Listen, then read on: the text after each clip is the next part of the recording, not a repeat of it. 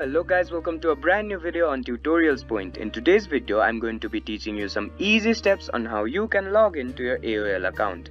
Before we start the video, don't forget to like, share and subscribe to the channel for more such useful tutorials. Without further ado, let's move on to the video. First of all, make sure that you're connected to the internet. Once you make sure that you're connected to the internet, open up a web browser. Now, once the web browser is open up on your screen, type in www.aol.com and hit enter. After the home page of AOL opens up on your screen, on the top right corner of your screen, you'll see the login/join button. Go ahead and click on it. Once you click on the login/join button, you'll be guided to another page. In this page, on the right hand side, you'll see a tab. In this tab, you'll have to fill in your credentials. You'll have to fill in your username, email or mobile phone number here and then click on the next button. Once you click on the next button, you'll be guided to another tab where you'll have to fill in your password.